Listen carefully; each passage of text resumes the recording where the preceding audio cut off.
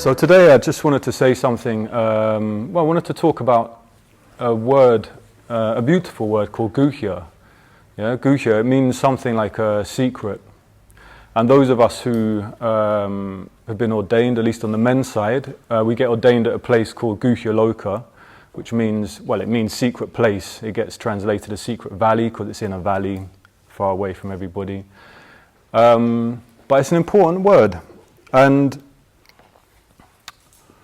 yeah, I thought to explore this word more, we could have a look at, well, we will go on a journey with the Buddha in terms of how he evolved his own teaching, but also maybe more importantly, or as importantly, perhaps it's a journey of depth as well, yeah? Because in a way, well, Buddhism starts with the Buddha, it starts with enlightenment, and there's things you can say about enlightenment on a conceptual level that can be fairly helpful, yeah, which we'll look into. But really, when you get down to it, it's well, it's like an experience. It's not an experience because it's your whole reality has been transformed and transfigured, yeah, enlightenment. But it's not something you can. It's secret. It's Guhya, perhaps, in the sense of you can't really communicate it with somebody else. It's impossible. Yeah? Even our own experience is impossible to communicate. So let alone something like enlightenment, where, according to tradition, your consciousness has been transformed and transfigured. Yeah. So by definition, it's hidden or secret, at least to us. Yeah. So. Yeah, well, maybe to say something, so the Buddha attained enlightenment, sound that rolls off the tongue, doesn't it? But the Buddha attained enlightenment, and on a conceptual level, it's actually it's actually really important to know what that insight is, what we might call enlightenment, yeah? It's probably it's the kind of building block, the foundation of the rest of Buddhism. The whole of Buddhism rests on, you might say, one thing, yeah, which on a conceptual level, we can grasp, and then we can work with that and transform our lives, and then have what you might call an experience at the end of that, or our experience deepens. So on a conceptual level, you could say the Buddha saw, I'm not going to throw in loads of technical words, but it's an important one, which may be new to some of you. The Buddha experienced or saw what's called praticca samutpada. Don't worry, yeah? Praticca samutpada. It means something like conditioned co-production, conditioned co-arising. None of this helps. But what it's saying, basically, or what you would say if you were using your rational, day-to-day logical mind, is the Buddha saw that nothing exists independent of conditions. Yeah? There's no fixed thing anywhere in existence that is not there because there you go. Do you know what? Last night I bought some of these what are they called? Like these earbuds, you know, that put noise into your, because my neighbours are noisy, so they fire noise into your ears. They cost me a lot of money and they didn't work. They just gave me an earache and I didn't sleep. So that's my excuse. Anyway, let me start again. Okay, so things, basically everything arises in dependence on other things, you could say, yeah? So you have a cup, it's completely dependent on a whole universe of factors that in the end come back to what we might call the Big Bang and maybe before that, yeah? And it's the same with everything. Everything, there's a whole load of conditions behind everything, yeah? So there's nothing fixed in existence. Everything's changing, permanently changing. That's basically what the Buddha's saying. Everything is change. Yeah? We don't see it like that, which is why we suffer, because we cling on to things, as if things are actually fixed things that you can pin down, but they're changing all the time. Independence on conditions, which is the important bit. Yeah? Then it's not just random change, they're changing in dependence on conditions. Nearly there. So they're also affecting each other as they're changing. Yeah. So we can understand this as praticca samutpada. Not particularly well put this morning, but you can do your own work on it, and you can understand it logically. Yeah. You can understand that there's nothing fixed anywhere, and that especially applies to us. But obviously that is not enlightenment, that's not the experience, is it? It's just an idea. well, not, I shouldn't say just an idea, it's an important idea, but it's an idea, yeah? So we can understand this idea. So we'll just start with that. Don't worry, we'll go a bit further, but we'll just start with that as the basic conceptual. Praticca samutpada, everything changes upon conditions, and as we will find out, the Buddha said you can change your life if you understand this. Yeah? You can change your conditions systematically and intelligently, and you can transform your consciousness. Yeah? And he says it works, and other Buddhists would agree. So, the Buddha has this experience, you might say, or the Buddha attains awakening, attains enlightenment. And maybe like all experience, I don't know about you, but you realize that you can't really communicate anything about yourself in a certain sense. You have an experience, and by default, it's hidden, it's yours. You can't give it to somebody else. You can use words, maybe they have some idea with the words, but in terms of your actual, like right now sitting here, there'll be a texture to your experience, a whole history you've got that is unique, and you can't give that to anyone else directly, yeah? So the Buddha experienced enlightenment, I would say, I imagine like this, but infinitely more so, because he'd done something remarkable, yeah? So he'd freed himself conclusively from hatred, greed and delusion. His experience was transformed, no more suffering, yeah? Which is impossible for us to imagine, perhaps, but no more suffering, no more clinging, no more aversion, an abundance of energy, no more fear, yeah? But he did think to himself, okay, this is going to be very, very difficult to lead other people towards, but I do have some friends, yeah, that I was practicing with before. And so he decides, luckily for us, he decides to try and communicate perhaps a path, yeah, perhaps some way of other people freeing themselves as well and liberating themselves in the same way. Yeah? So he goes to find his old friends who are not so far away, and there's a whole interesting story about this which we don't have time to go into, the little details of this story. But basically, he sits down with them and over the course of days communicates with them. So he'll be communicating, I imagine, in concepts, but also just his presence. His presence is different. And his old friends, they were really practicing themselves. They were very receptive. They're very receptive people. And something got communicated. Yeah, the nature, perhaps, of reality and the Buddha's own liberation and freedom got communicated. Perhaps in words, yes, but also the Buddha's example. There'll be a whole. That initial communication is a bit of a mystery. But one of his old friends gets it, yeah? And the Buddha's delighted. He says, Kandanya knows. Yeah? Kandanya was one of his old friends, and he gets it. It's like, wow, someone's actually woken up as well, yeah?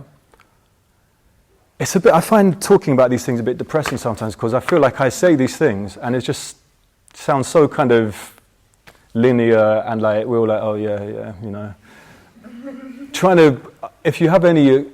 in your own life, the kind of depth of your own consciousness, what we're talking about, obviously, is not like a kind of neat little story. So yeah, I always find it annoying talking about enlightenment, so why did I choose this? Anyway,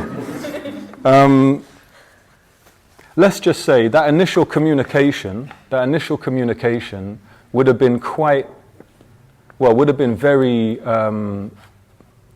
fluid and personalized to who he was talking to. And the Buddha, when he was talking to people on a one-to-one basis, never lectured people. He didn't come in and try and rain something down on them. He'd meet them exactly where they were, almost in a almost supernatural way. He'd meet them where they were, and there'd be a communication and a teaching that was appropriate, yeah, to them specifically. Regardless of what was going on in their life, there'd be a kind of intimacy to the communication. But the more followers that the Buddha had, obviously, and the more of his own disciples that had freed themselves as well, there was a necessity to make it teachable, to make it more formulaic. It just happens that way, doesn't it? You have something initially which is a bit more free form, you might say, And by necessity, at a certain point, it needs to be codified to some extent. It needs to be made understandable to more and more people. So the Buddha,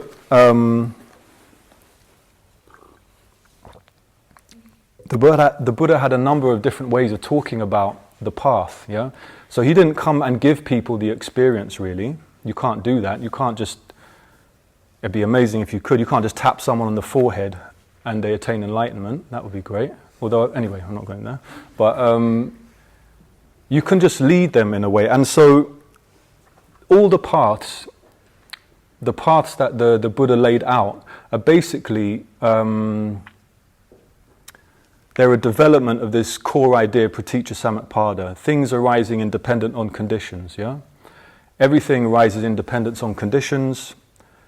You're not stuck, you're not fixed, neither is anything else, nothing lasts forever. All these things, it's all a kind of, to put it very, very crudely, a kind of flow of conditions interacting with each other, yeah? Easy to say, the actual experience is completely different, obviously, but let's just stay with the conceptual level, yeah? It's all flowing and it's all moving, yeah? And the Buddha's key insight is that if you understand this, you can apply this on a human level. Yeah. So us human beings, we have a hard time a lot of the time. We suffer a lot, yeah, because we're self-reflective creatures, which is fantastic. But we also get into all sorts of terrible states because of this. Life can be very painful. In fact, it is a lot of the time, or some of the time, yeah. And so the Buddha was saying, there's these.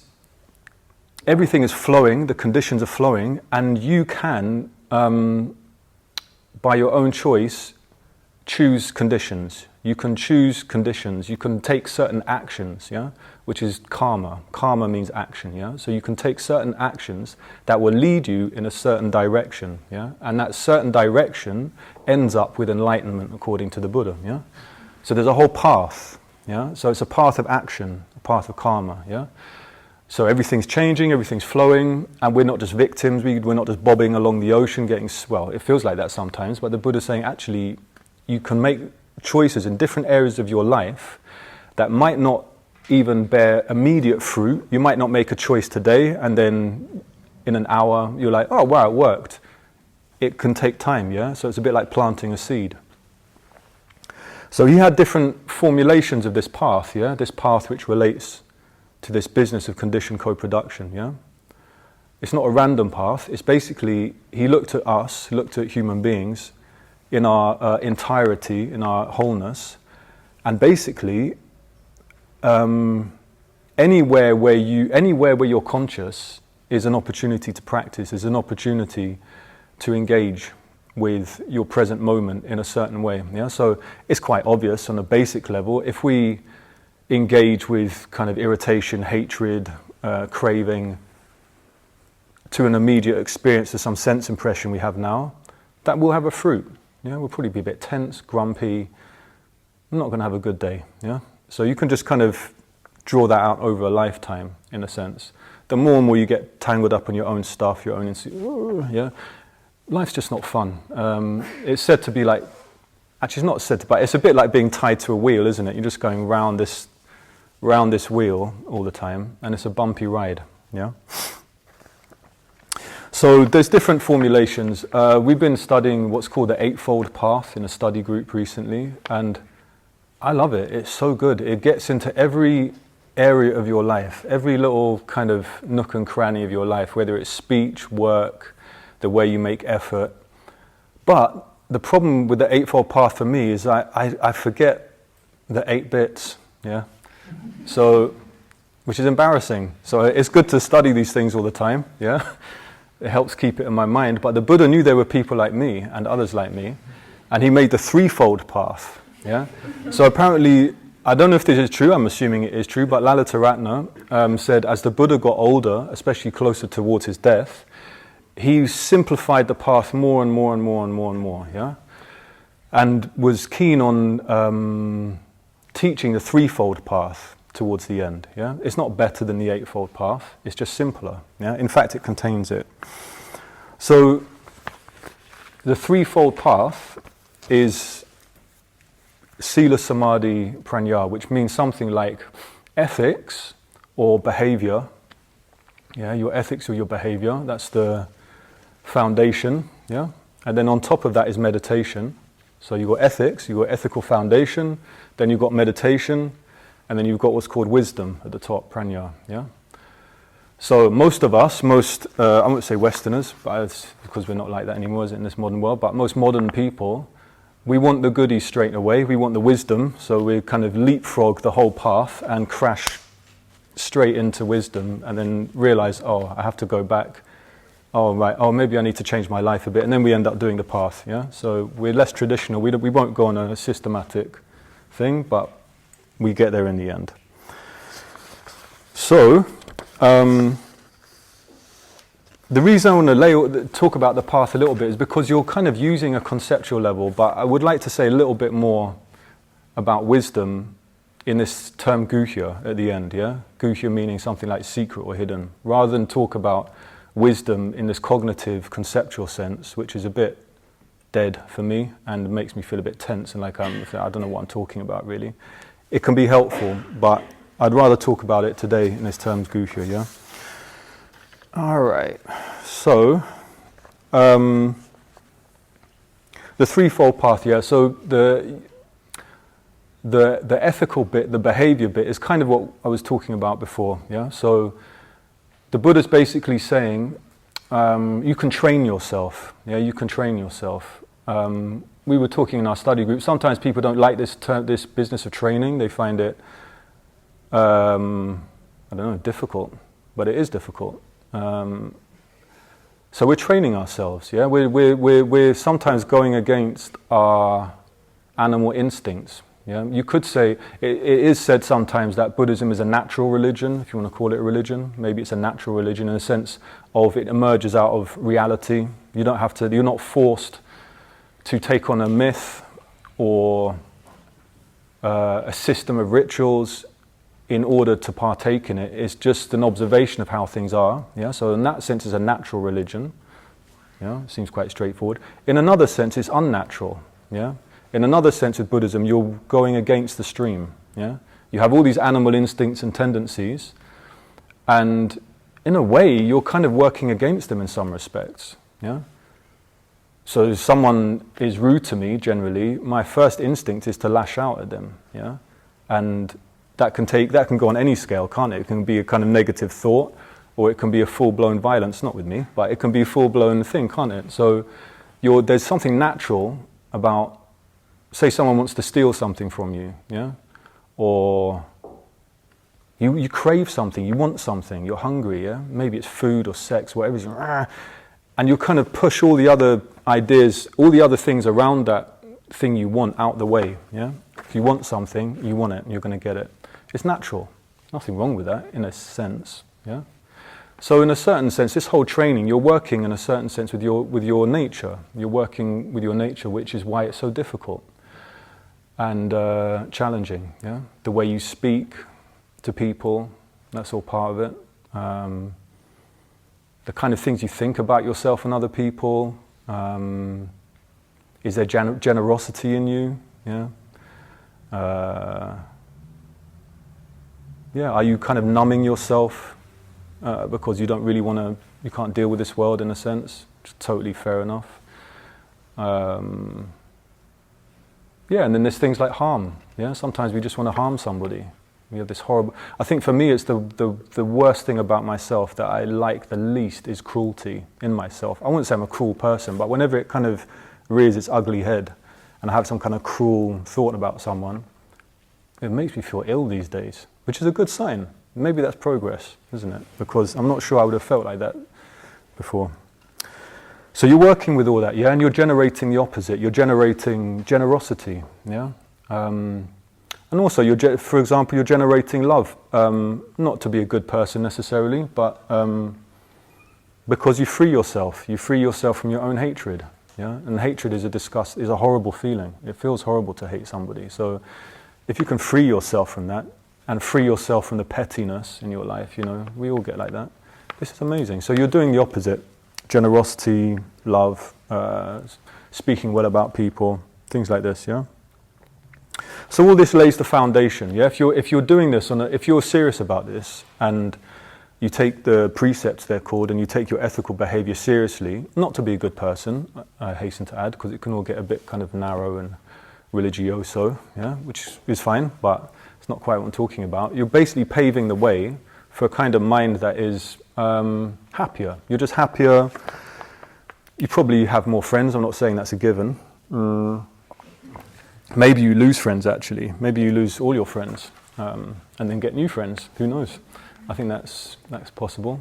But you're basically paving the kind of mind that can meditate. Half the problem we have when we're meditating is we're just simply we're all over the place. Yeah? Speaking from personal experience, you can sit down to meditate and you're a mess. You just sit there and your mind is on this, and then you need to do some shopping, and then the Amazon delivery got delayed, and you just got all this stuff. Or maybe you were horrible to somebody, yeah, and it came out of your mouth and you think, oh, I shouldn't have said that. And so there's a whole kind of thing going on, yeah, which makes it very difficult to meditate substantially. And the thing is, I think the good thing about me, at least, I realized this quite a long time ago, which is not the good thing, but I realized this quite a long time ago, that if I was going to be able to meditate and do the mindfulness of breathing, for example, I'm going to have to change my whole life, yeah, which is not really why I came to meditate. I just came to relax a bit and meet some nice people. And then I realized, oh, right, I'm now going to have to change my whole life. It's not really, that wasn't on the agenda, but that's what has to happen. Essentially, if you want to meditate and therefore lay the foundation for what we might call wisdom, one really has to get on top of one's behavior, and you've got to get your hands dirty, don't you? So that's the foundation of the threefold path, is behavior, yeah? And then on the basis of that, or simultaneously as well, we have meditation, yeah? Meditation, well, like we did today, you're entering a different state of consciousness. And I don't know, we had the Friday evening meditation yesterday, and it's such a strange experience, isn't it? Sometimes you sit there for 2 hours in silence meditating, and I would say yesterday was very good. Like, there was some kind of depth, and then you come out, and all of a sudden it's like poof, you get hit with this whole thing again, which isn't just the outside world; it's your mind doing its normal thing. So for a couple of hours, you're dwelling in a different space where your consciousness, it's still your consciousness, whatever that means, but it's still your consciousness, but experienced differently through meditation. Other avenues open up, there's depth, there's all sorts of interesting things going on that usually we don't experience, yeah, during meditation. But then you leave meditation, and all of a sudden it's not, we sometimes describe it like, oh, the world, as if there's some terrible world out there and we've gone out into it and experiencing the world. But really what's happening is just your mind again, just doing what it normally does, yeah. So we have meditation, which is it's said to be a very powerful karma, a very powerful action, yeah. So that's why it's worth doing. It's worth doing. Sometimes it's fun, sometimes it's not fun, but it's a powerful action. So you're kind of, in a way, you're digging up the soil. I'm not a gardener, so anyway, maybe I shouldn't say this, but you're kind of, with the garden, you know, you dig the soil, you make it more, and then you put the seeds in. Yeah, I'm from London, I don't know about these things, so anyway, so you're doing this, you're making your mind more receptive, more fertile, there's all sorts of interesting avenues opening up, and on the basis of that, perhaps, then you start to develop what we could call wisdom, yeah, or glimpses of insight. Sexy. Yeah, glimpses of insight, which is what we all want. And insight in its ultimate sense, I guess, going all the way along, you would say is enlightenment, yeah? But insight's quite interesting, isn't it? All those little moments, those little glimpses we all have where things just open up. That's why I wanted to talk about it in terms of Guhya, because I'm actually quite bored of talks about insight and wisdom and even enlightenment in a kind of technical and cognitive sense, because in a way I just feel like it gets us even further away from it somehow, yeah? On one hand it's helpful, your brain, logically this makes sense. You need to know, because otherwise you're not going to make any effort. It's not like, you need to trust the ground you're going to walk on, don't you? So if it makes sense to you logically, you're like, okay, this makes sense logically, I'll move towards it. Everything is in flux and changing, I can affect it. There's the nature of reality is like this, I can experience that all the time. Then I'm free from craving because there's no things to latch onto. I stop hating people, I'm free, I'm fearless. Okay, great. It's not very helpful, yeah, on one level. So, and also I think it's important to realize like the Buddha himself didn't just teach in a kind of cognitive, logical sense. Sometimes, especially in the West, we've had with our scientific kind of religion, we have this whole idea that the Buddha that's Buddhism, yeah. But it's very clear that's not, because the Buddha taught in all sorts of ways. Sometimes he'd teach in images, sometimes there was many, many ways to communicate, yeah, not just logic. Which is kind of what brought me to Guhya in terms of wisdom. Because it's worth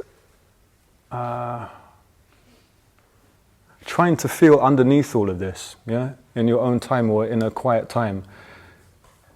It's almost like a still point. You know, you have the froth of your mind and this world, and the deeper you get under this still point, there's a refuge there, there's some kind of safety there, which is almost not affected by anything else, you know?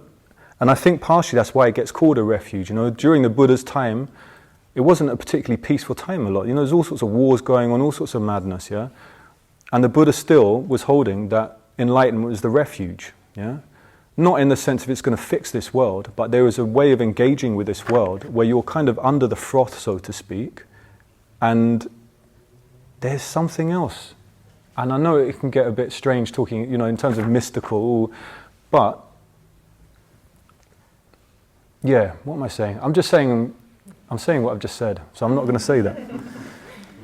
So Guhya, yeah, so I think it relates to life in general. We think, for example, like I was saying in the WhatsApp group, we think we can know other people, don't we? Yeah?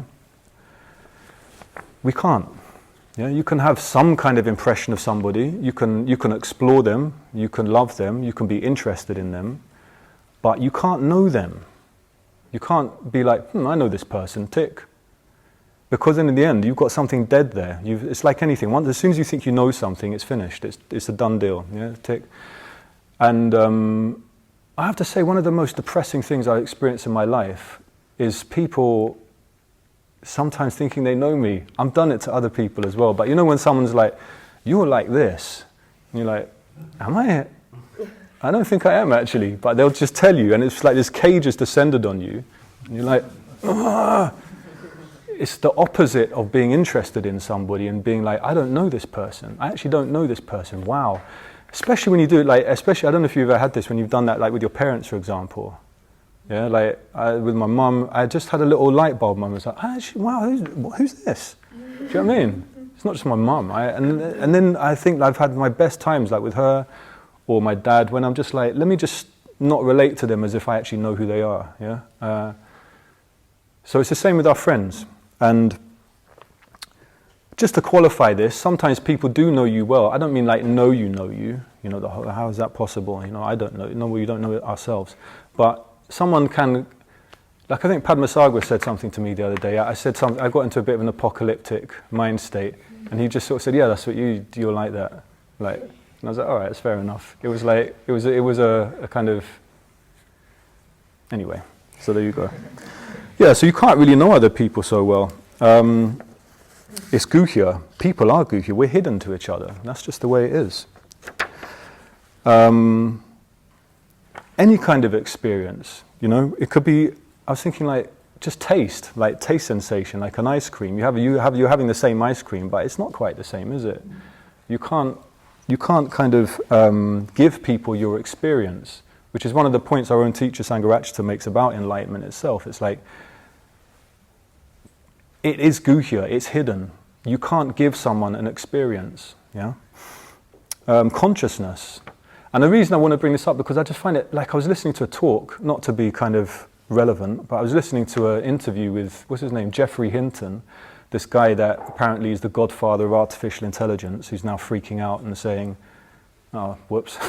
So it was quite quite a shocking interview, to be honest, about artificial intelligence. And then what else did I listen to? I listened to some other horrible... Oh, that's where the Armageddon thing came from. Like, I was thinking about all these different ways we can destroy ourselves. But it was incredible. It was a really, really interesting interview, yeah? And he's an fascinating character, talking about artificial intelligence and super intelligence in the next 5 to 20 years, which I just thought, oh dear. Anyway. But then the interviewer said to him, oh, so what makes humans special? And he was like, not much. And he was like, you know, you could replace a few brain cells with some sort of silicone that has the same amount of neural links, and are they still conscious? And he's like, yeah. And you could replace the whole brain with a machine essentially, and they'll still be conscious. And he's like, oh. And his kind of view of consciousness was a kind of mechanical one. And I found that really disappointing for someone that had spent their whole life looking. Maybe that's why he developed artificial intelligence, because he partially thought we were machines and he could make a machine that was like us, yeah? I don't want to speak for this person. But I thought this is it's an unbelievably limited view, as if we're mechanical. And I was listening to this walking down the road with all these trees and like the sun was out. And I thought, no, I just don't buy it. I'm not saying we're special as a species or anything, but consciousness, there's something about consciousness that isn't just linked, that isn't just wedged into the material world. There's something going on. Yeah, there's a lot more to us. So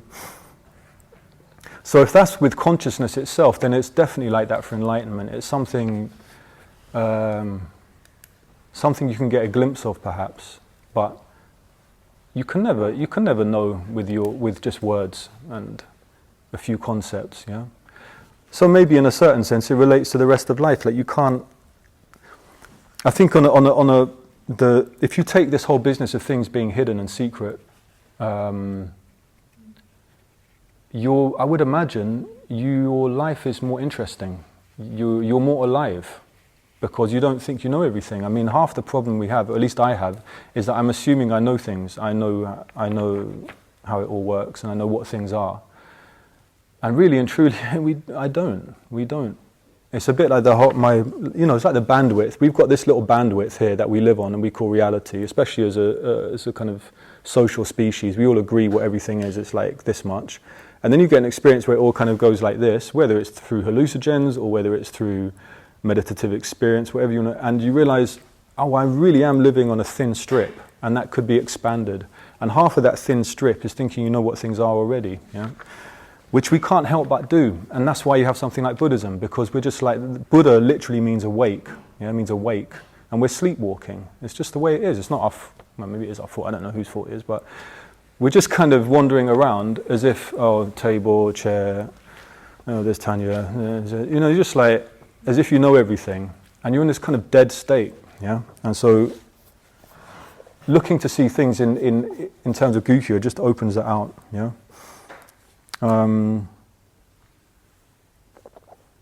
So anyway, let me just wrap it up. So basically, in a certain sense, we're using different levels of the Buddha's experience and teaching. So there is a path, and you could say we're using what we do know, which is our intellectual understanding and occasionally faith, but let's just leave it. We're using what we do know to explore what we don't know, yeah? So use what you do know. You say, does karma work? Let me experiment with this. Let me really try and change the way I'm acting, say with one person or with multiple people or with a habit. Let me just really see if this works. Then you have faith in that and you keep plugging away, you keep changing this thing. And then you can, because you know that it works, and then eventually you come to a point where you start exploring you change. Perhaps you change in ways that you would not even expect. And for me, I think that's probably been the most inspiring thing in my life, but also other people, watching other people, is following that path. Sometimes things change that you would never think is possible to change in yourself. I don't know about you, but I've had, and probably still do, but I've certainly had aspects of myself that I felt like I was cursed. Like psychologically or emotionally, I just thought, this is not going to change. It's so deep-rooted. But it's changed. That's the crazy thing. So, yeah, we're using what we do know to move into something that is unexpected. Yeah, maybe you turn an unexpected corner. Yeah, why not? Anyway, last bit. I was thinking, like, in terms of this whole knowing things, I thought really you can only really hurt someone if you think you know them. Yeah, if you think you know who someone is, you can't really hurt someone, I don't think, unless if they're a mystery to you and you're interested in them and you're interested in exploring what they might be, it's quite difficult to hurt them. But if you think you kind of know someone, then you can hurt them. Yeah, I'll leave it there. Thanks.